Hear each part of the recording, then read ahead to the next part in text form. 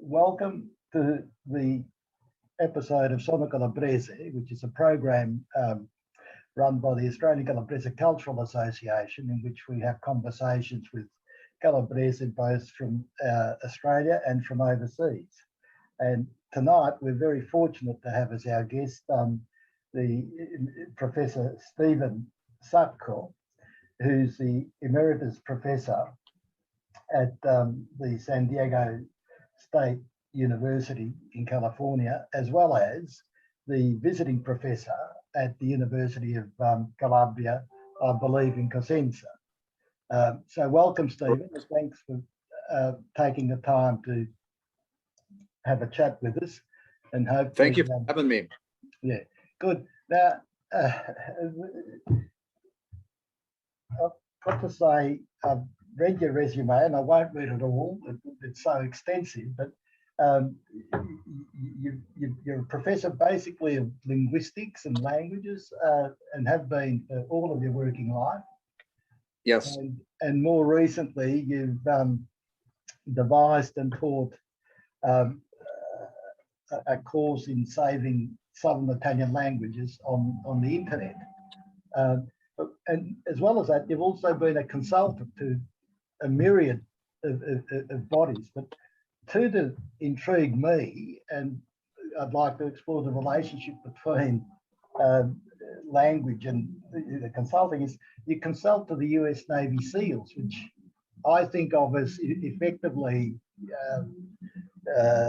well, we call them commandos over here, but essentially troops are going to dangerous military missions.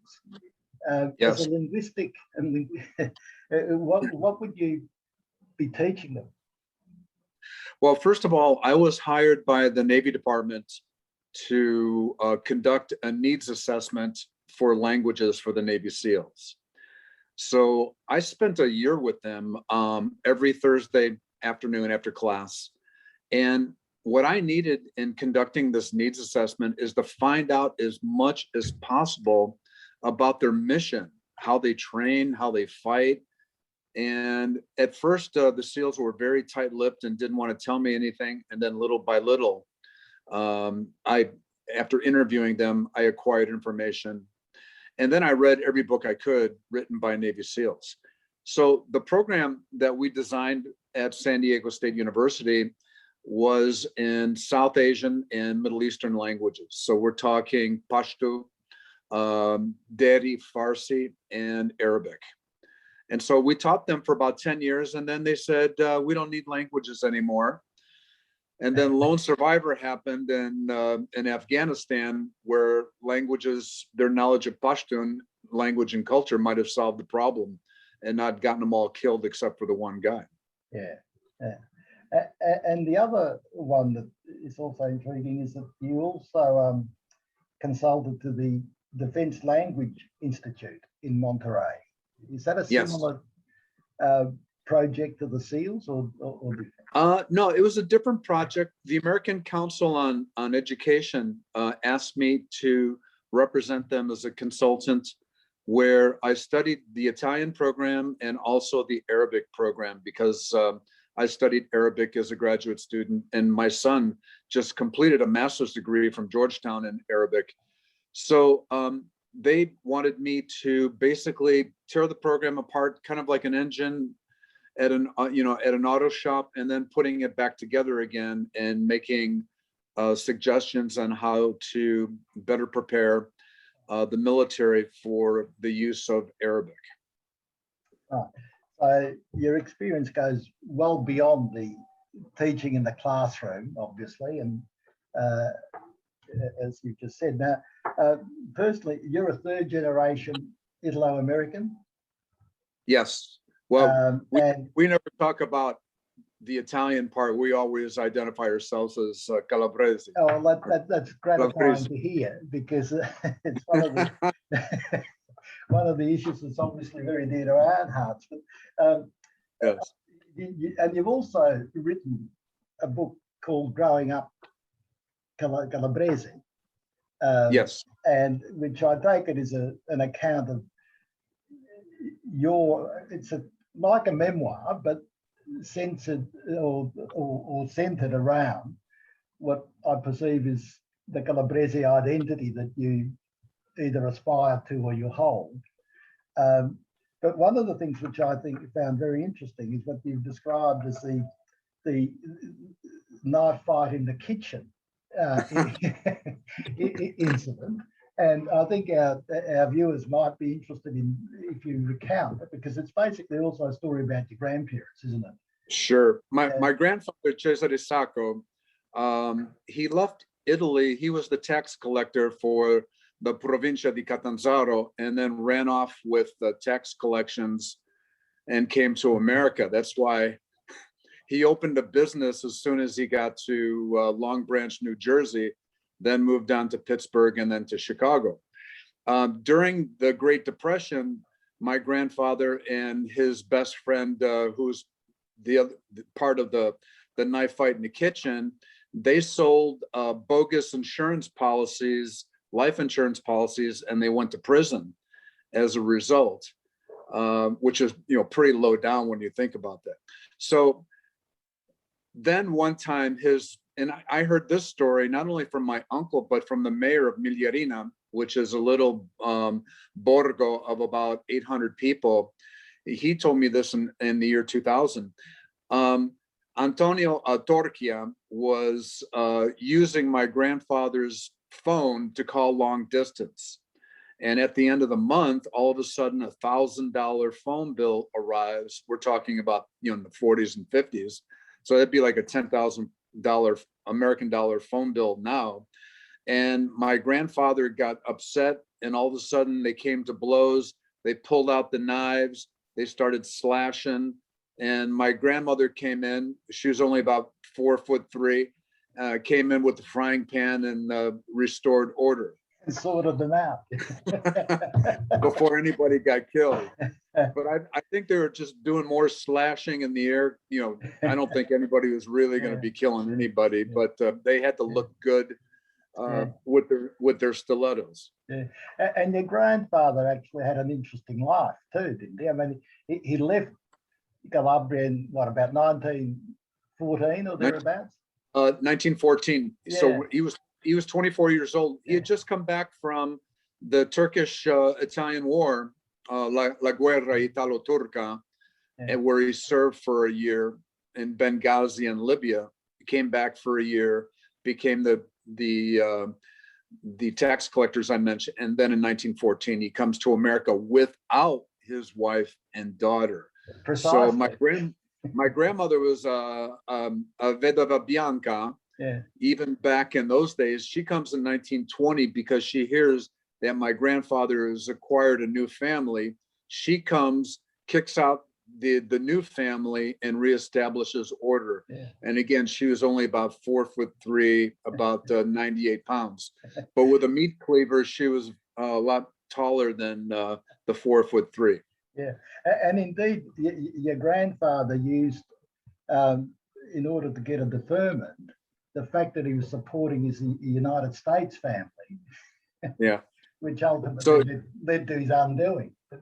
Yeah, in Italian we call that guy a furbo or birichino, and so if he could have gone to jail yet again for claiming that he was sending money back, but it was supposed to be for dependents who were in the Pittsburgh, Pennsylvania area with him, and they wouldn't come to America for another 3 years. And as I mentioned, it wasn't his decision, it was hers to reestablish families. So she's kind of like the patron saint of Vedove Bianche. Yeah.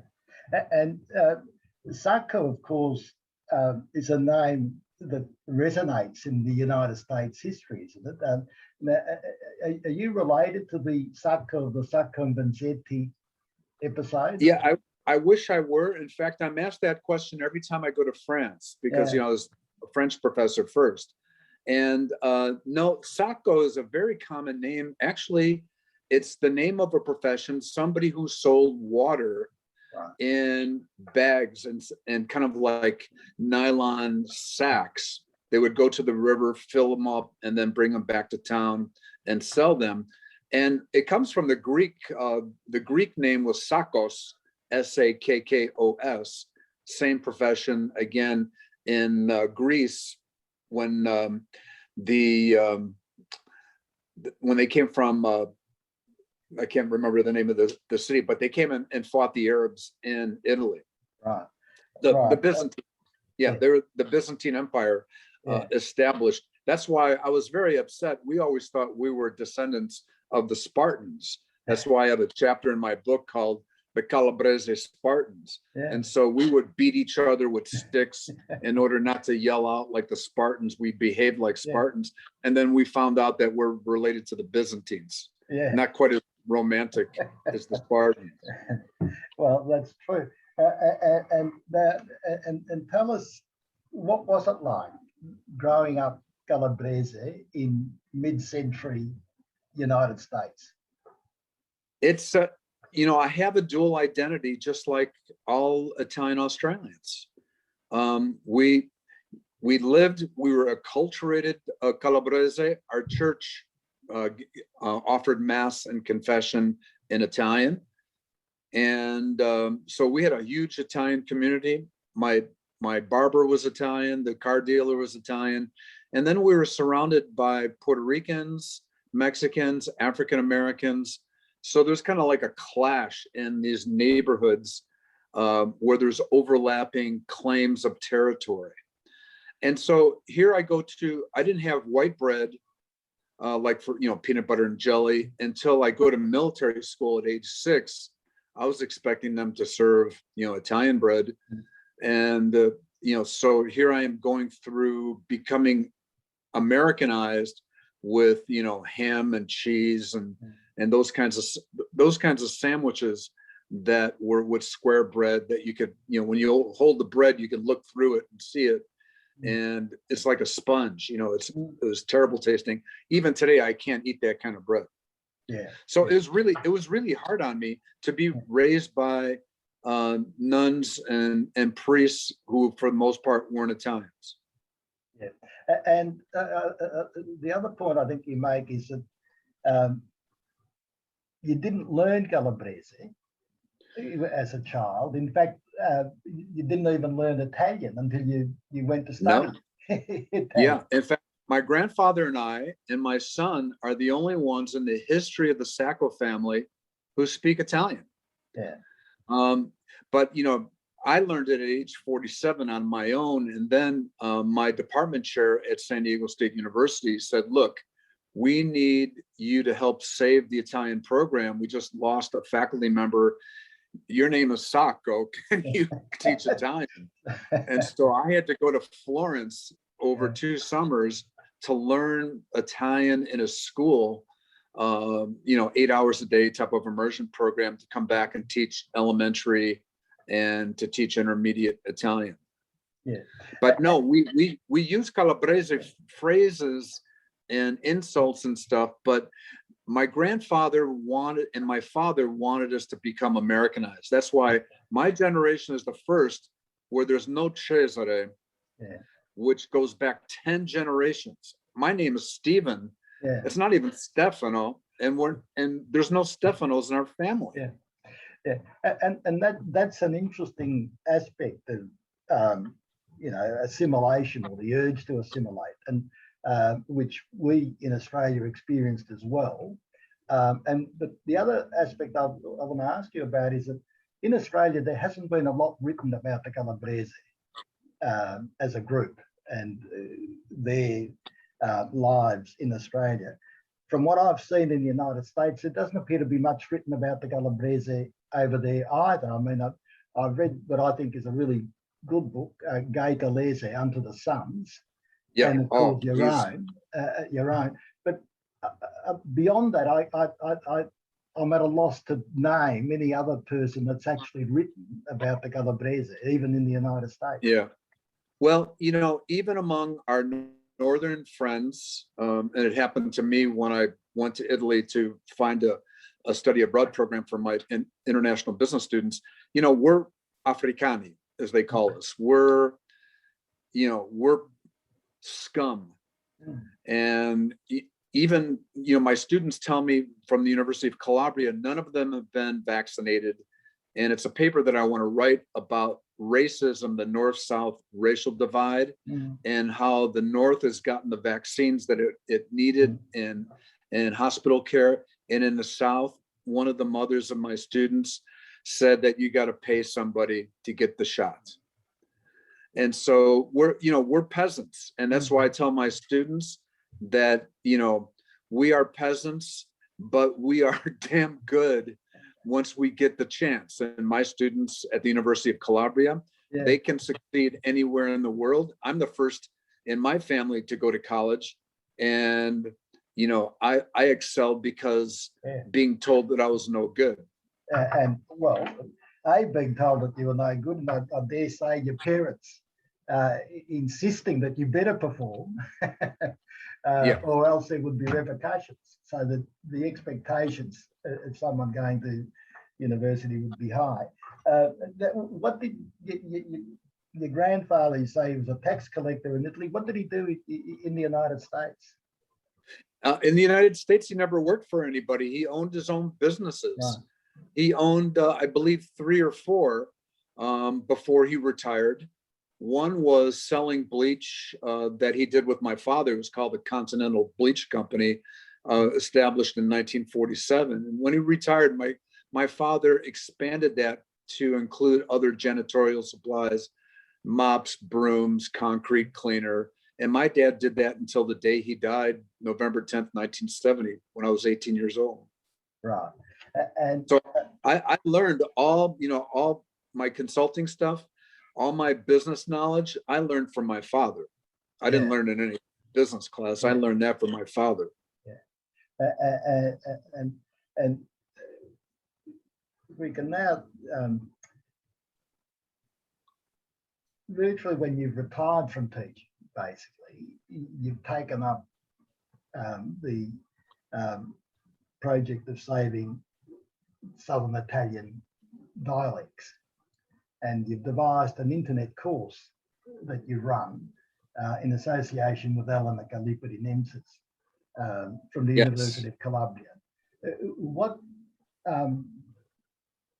inspired you to want to set up such a course? Well, first of all, I want to speak Calabrese before I die because I want to speak to my grandmother in heaven in Calabrese. She doesn't understand Italian. So that was the first thing. But, when I went to Melbourne for the conference, that's where I met Elena. And she and I talked about it. And even though we come from different province, I said, I can find money for this. In fact, I brought in $15 million in grants, which is, perfect for a Calabrese. You use Calabrese street skills and you bring in money. Right now, I'm trying to bring in $3 million for a Chinese program, military Mandarin, with the Department of Defense. But I told Elena that I could find money, and we approached 7,000 languages, and we were the only non-indigenous, North American indigenous language to be funded. Oh. So you've got Algonquin and Cree, all these North American languages. Calabrese doesn't quite fit into that framework, but we made such a strong argument that they gave us $200,000 American, and the use of transparent languages system, so that when we decide to do this, we decided that we want to create an online language course unlike any other. We want the kitchen table to be the textbook. Mm-hmm. You know how the kitchen table is where we live. So we want families to talk about immigration. We want them to tell jokes. We want them to play cards. We want to hear about recipes. We want to see families cooking. We want them to pray the rosary. Everything that's typical, we will have on videos all throughout. And then we will create the pedagogical materials to go along with that.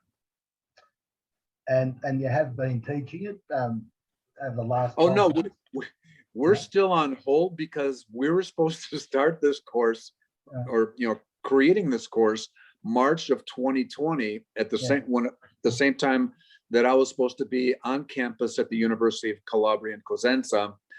3 days before I was to fly there, my flight got canceled.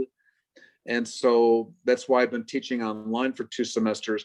So Elena and I are hoping that maybe in late 2021, maybe 2022, that we will go to the village. Probably we're going to go to her native village, because as you know, what I didn't realize when I wrote this grant is that there's 5,000 Calabrese dialects. So which Calabrese are we teaching here?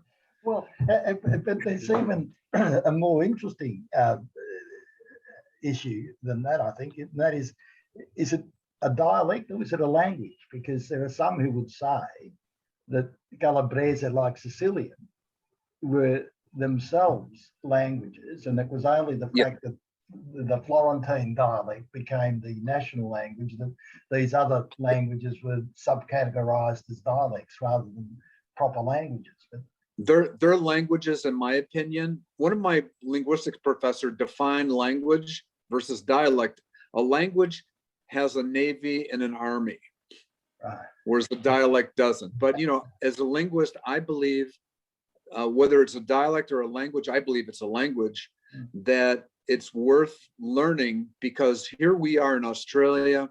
I have family in Argentina, in Brazil. I have family in Alexandria, Egypt, and we're dying to learn that dialect that our grandparents didn't teach us. Yeah. Almost all of us speak Italian, whether it's in Argentina, Brazil, or wherever, but we don't speak Calabrese. And so the problem is there's an Australian Calabrese, there's a Chicago Calabrese. So we've bastardized the language even further by taking it and mixing it into the linguistic environments where we ended up moving and living. Absolutely. And the other aspect, I think, is the connection between language and culture. I mean, some say that without language, you can't have culture. And that might be a very significant point, because I don't know about the United States at the current time, but in Australia, the majority of the third generation Italians, let alone Calabrese, don't speak the language. And yet same thing here. And yet we want to transmit the culture. And the question is, how do we do that without the language? And I'd be interested in what you think about that. Well, when we finally create the course, and Elena warned me, if I go to her village in May, they will kick me out because they're still scared about COVID.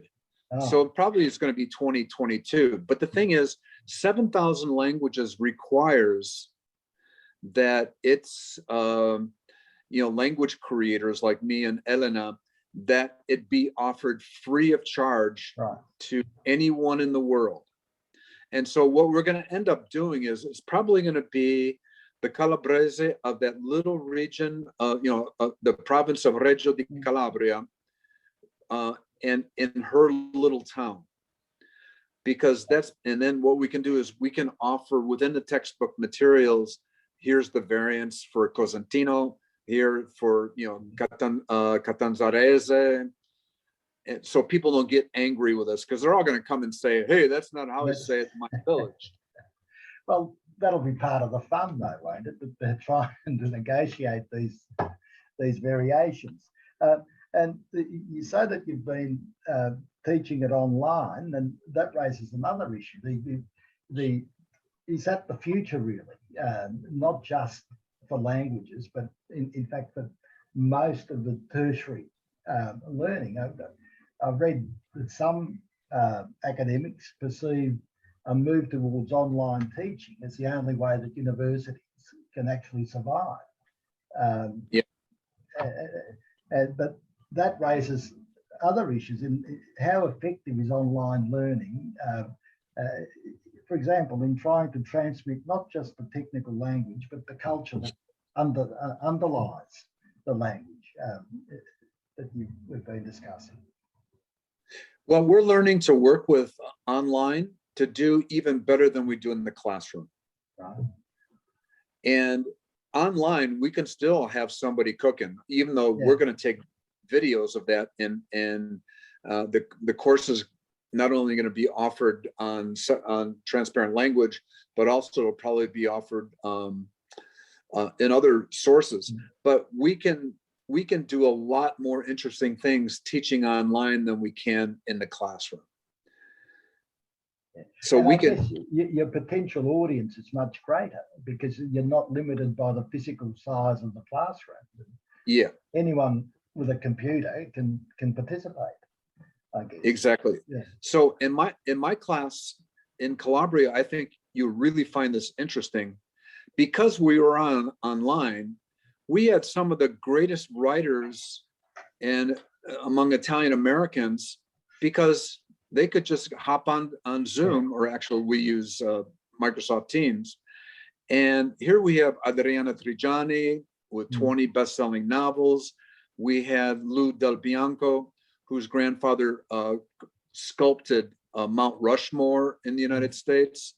We had all these famous people come in and do presentations to for our students. There's no way Adriana Trigiani would have traveled to Cosenza to make a presentation for a couple hours and then fly back to New York. Yeah. And I think that's a very real advantage. It's not only about the fact that guest lecturers or guest professors can actually stay where they are, but yet give us the benefit of the experience and knowledge.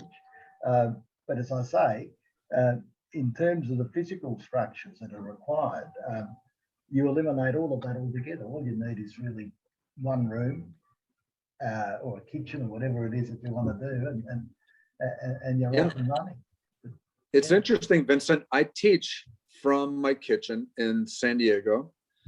I also do my consulting for an Indian mining company breaking into French West Africa.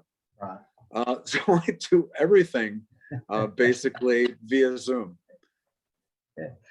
And now that you mentioned French West Africa, in the past, you actually tried to devise a bilingual faculty, didn't you? Yes. Yeah, French is my first second language. My grandfather has never forgiven me. No, He's now forgiven me now that I'm a professor at the University of Calabria.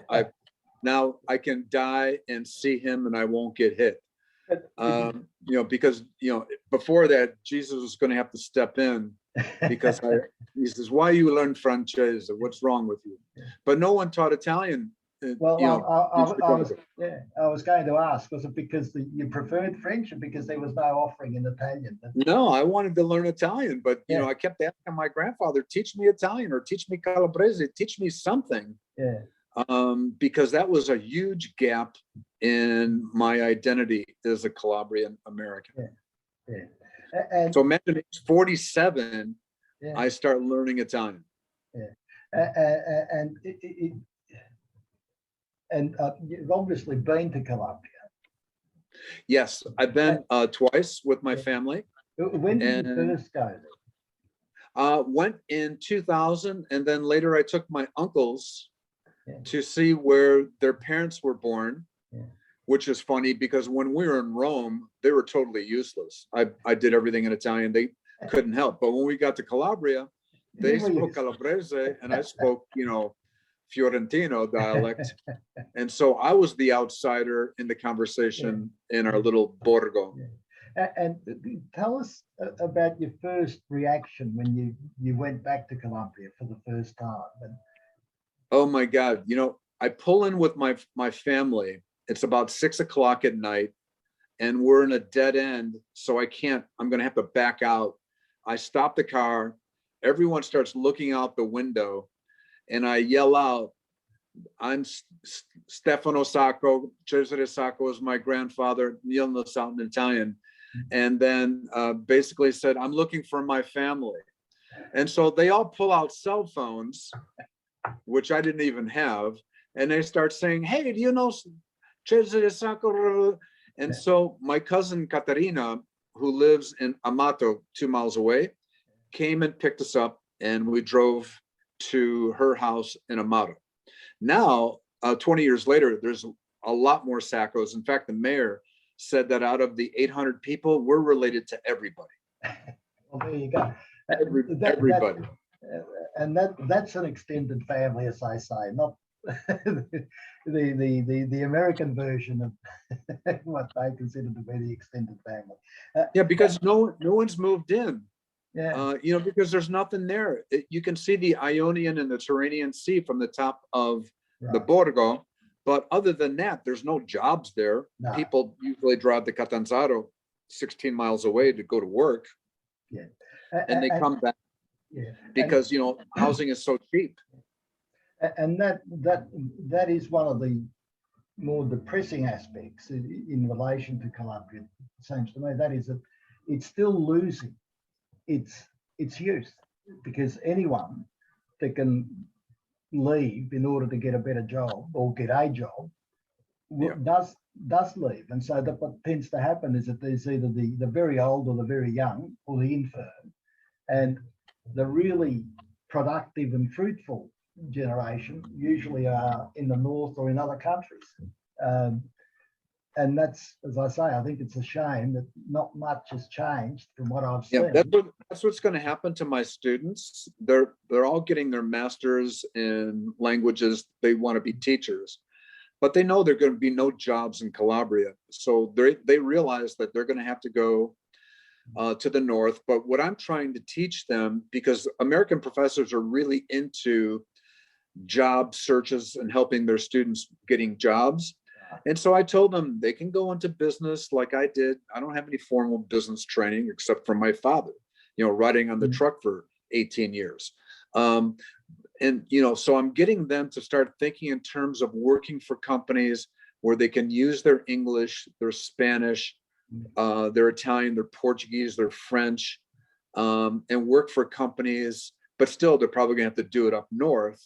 Or I'm trying to get them to consider doing PhDs in an English speaking country like Monash University in Melbourne, or University of Toronto in Canada, or you know, great Italian American programs in literature at our universities. Yeah, and in fact, our association is trying to establish a scholarship program, not limited to languages, but in a number of fields, to try and get students from Calabria to come to Australia, and conversely, students from Australia to go to Calabria, because I think it's not a well-known factor, but in fact, the University of Calabria, especially in the technological field, is really quite advanced from what I've seen. Yes, it is.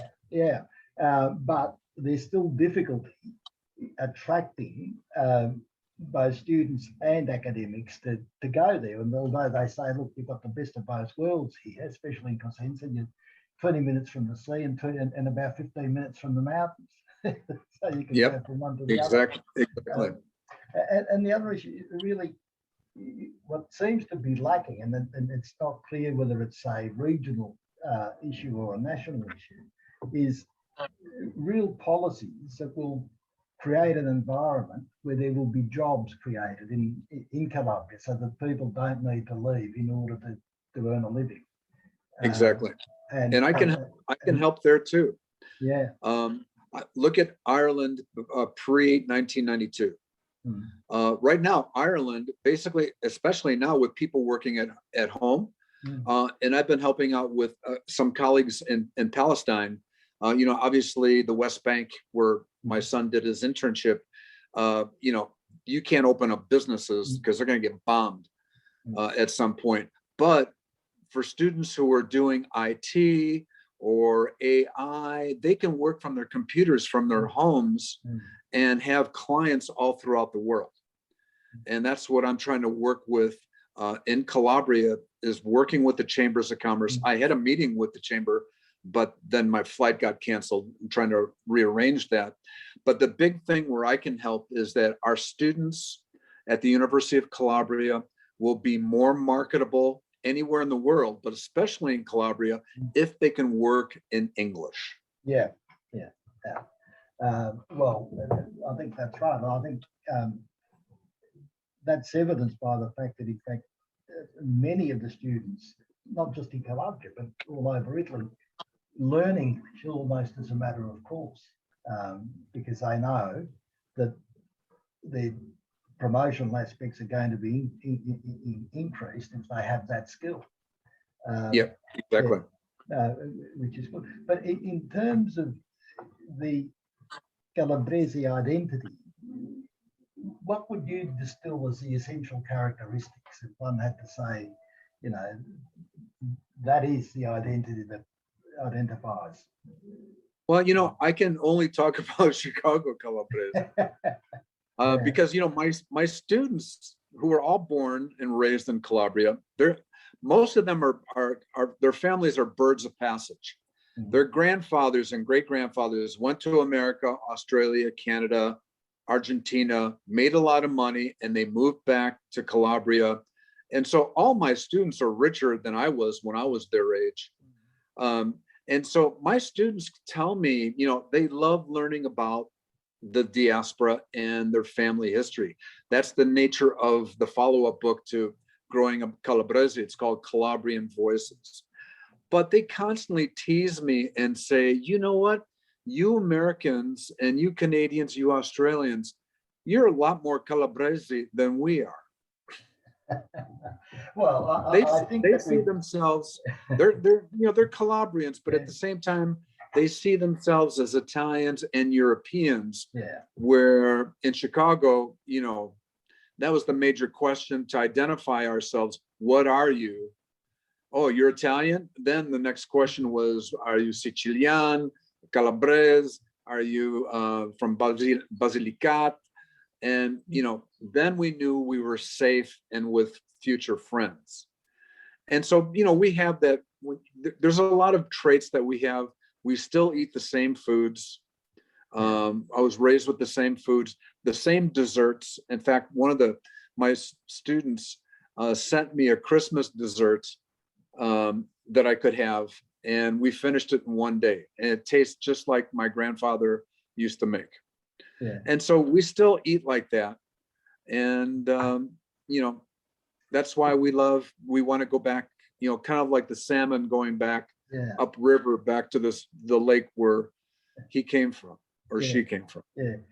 I think there is that distinction. I think Calabrese that live in the diaspora like you and I, probably the customs that we grew up with were the customs of our parents brought with them when they migrated. But there's been a lot of change in Calabria.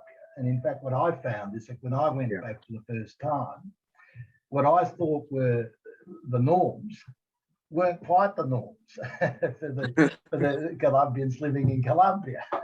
And the other aspect is, and I might be wrong, is that my perception is that a lot of the Calabrese, although they're proudly Calabrese, when it comes to language, they want to speak Italian rather than Calabrese because they see that as a more unifying and a more accepted mode of expression than if they retain the Calabrese dialect or the Calabrese language. Did you experience that, or is it just? No, not really, because I have most of my family on Facebook. Probably all 800 members of the Borgo of Migliarina are my Facebook friends, and they're constantly writing in Calabrese to each other. In fact, most of my posts that I get are in Calabrese dialect. But obviously they know that I don't speak Calabrese, so they'll communicate with me in Italian. Or a lot of my family settled in Winnipeg, Canada, and went back to the little village, and so they speak English. Oh, okay. And has there been much uptake in terms of your online course, or is it too early? I think there will be once we get it up and running and we advertise it. I think it'll probably attract Calabrians in Calabria, the very young, who might not know the dialect as well as they would like. But I think it's going to attract. There's over like 3 million diaspora Calabrese in your country and mine, Canada, northern Europe, And I think we're going to get a lot of people who are going to want to take this course, especially given that it's free of charge.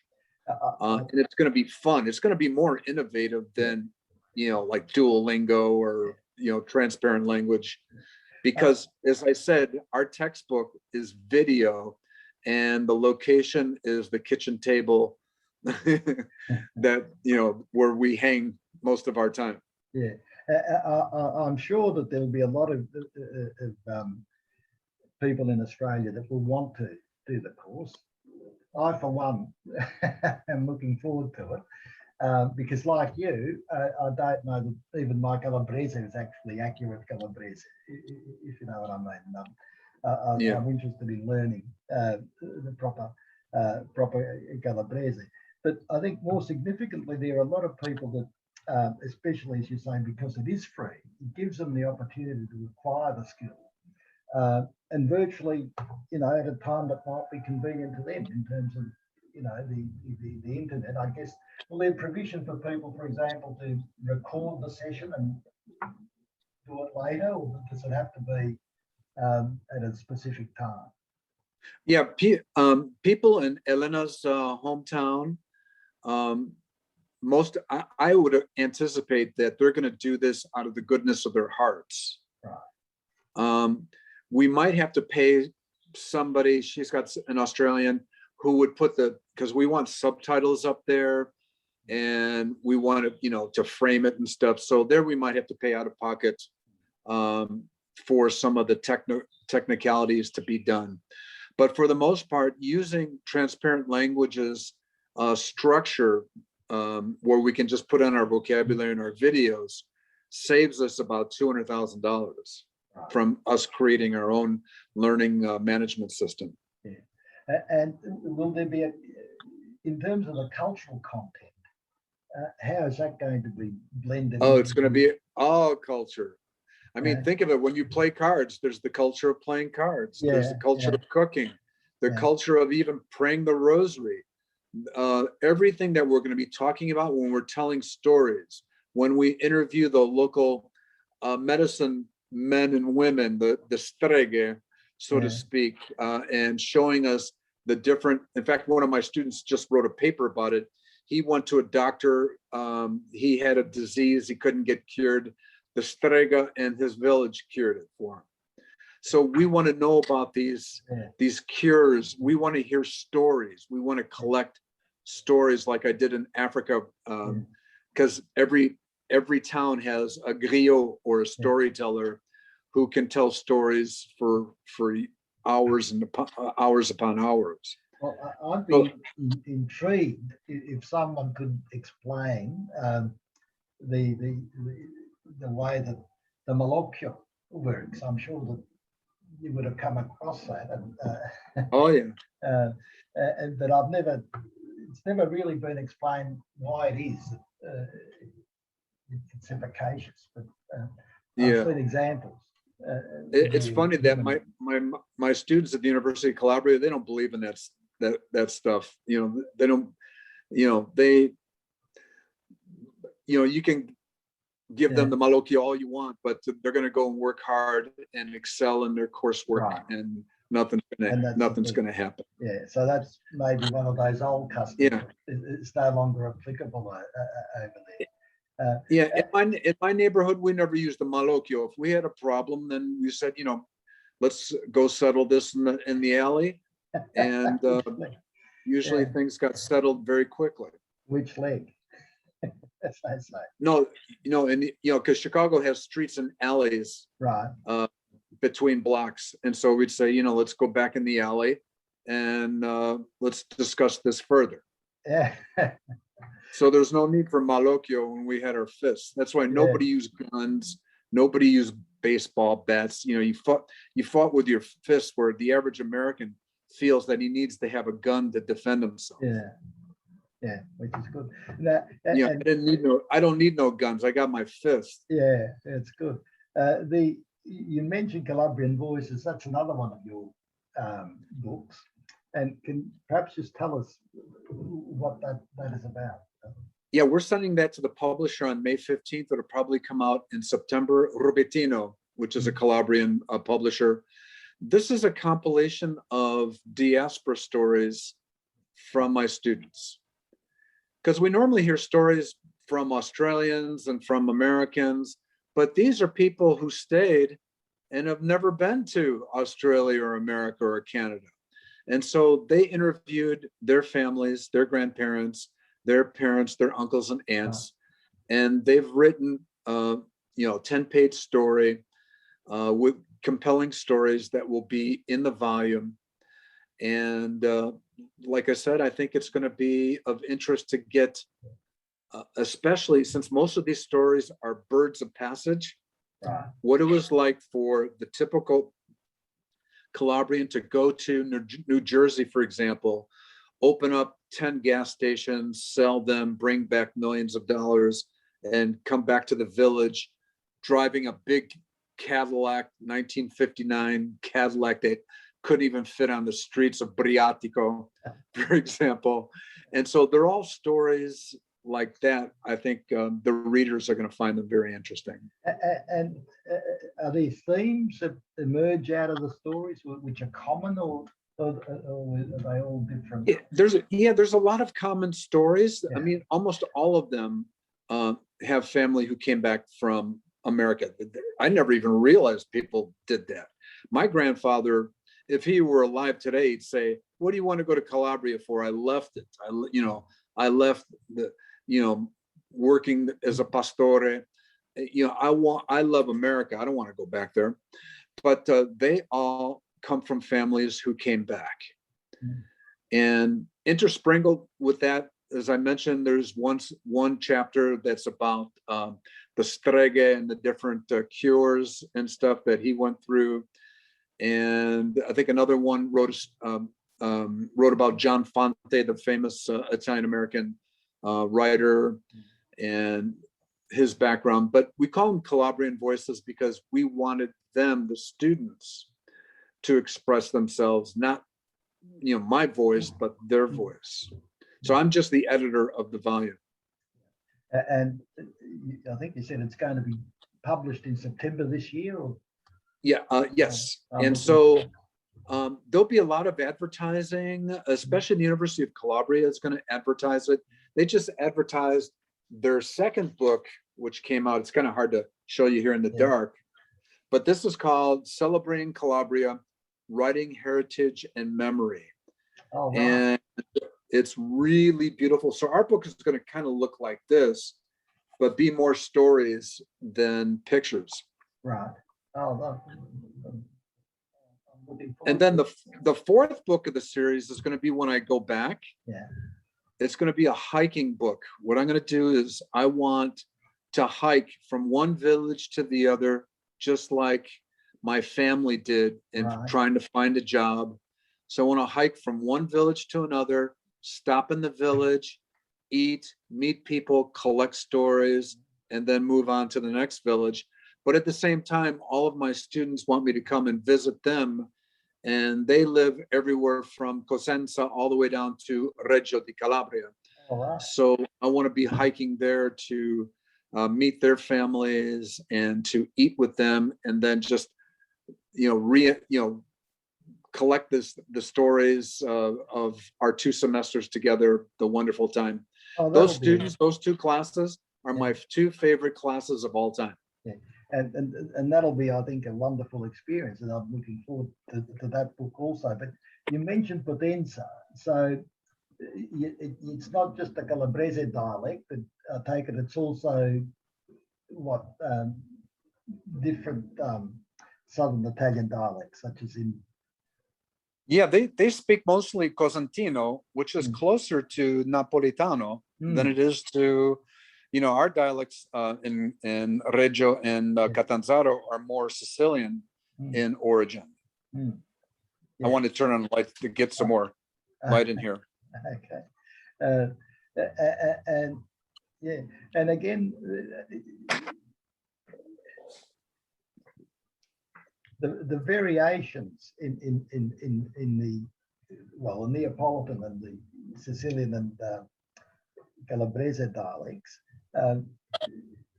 is one of the aspects is that